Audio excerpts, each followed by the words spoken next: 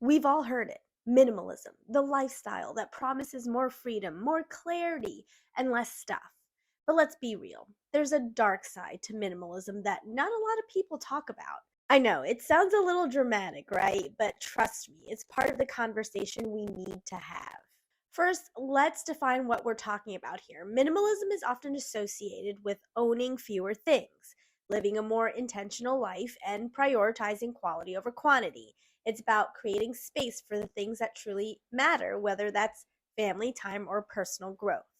But here's the thing, minimalism has become kind of an aesthetic. We see people with their sleek white walls, uniform wardrobes, and perfectly curated homes. And while that's great, it's not always the reality for everyone. In fact, that aesthetic pressure can sometimes take a darker turn.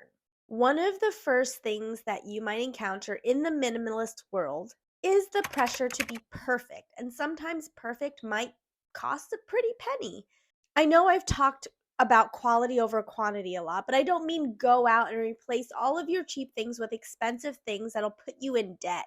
Definitely live within your means first, and then take small steps when you can, like replacing small items when they break with better quality. And when it comes to being tidy and neat, or whether something looks minimalist or not, it really depends on you. I've caught myself stressing over whether something I've had for years belongs in my home, or obsessing over whether I should toss things that might bring joy or value just because they fit in the minimalist mold. And that kind of mental load isn't always healthy or necessary. So sometimes I have to catch myself whenever I start to obsess over whether something is minimalist enough. And then I have to remember that nothing will ever be perfect. And the whole point of minimalism is to live intentionally, not follow trends. Another dark side is the guilt minimalists are often encouraged to get rid of things that don't spark joy.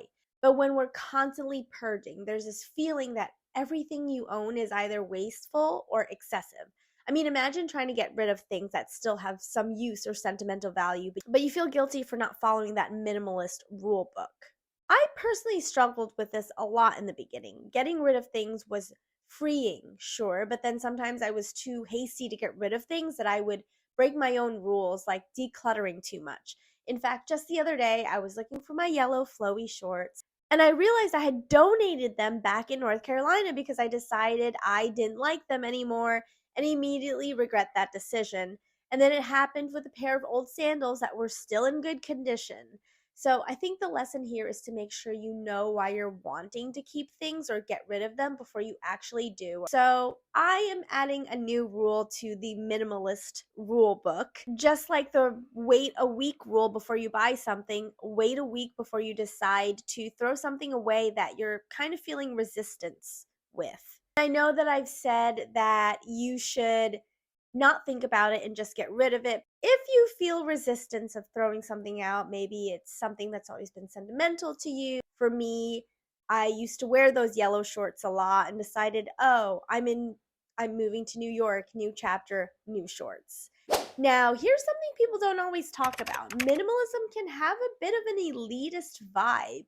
We see minimalist influencers curating these perfect, expensive spaces, using designer items, and promoting high-end brands that don't really feel all that accessible to anyone. While the idea of minimalism is supposed to be about intention and not consumerism, for many people it turns into another way of buying less but spending more.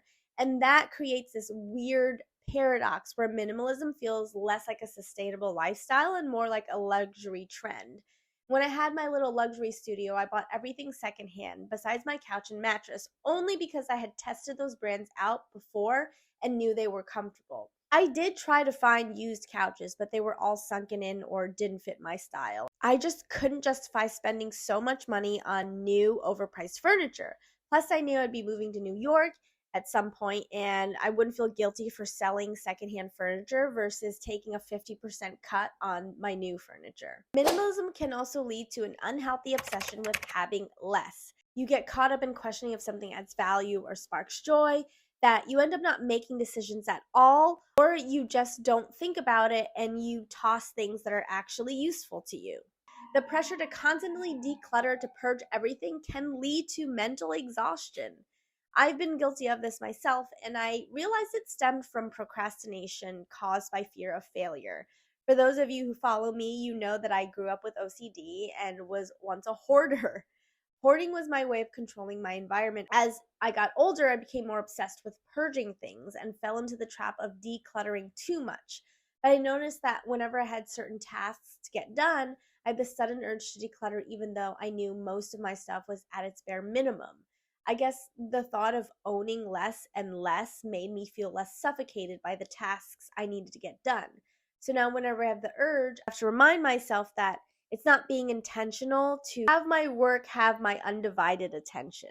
Another thing that people often don't talk about is the myth that having less equals happiness. Sure, minimalism can bring clarity and reduce stress from clutter, but it doesn't automatically solve emotional or mental issues.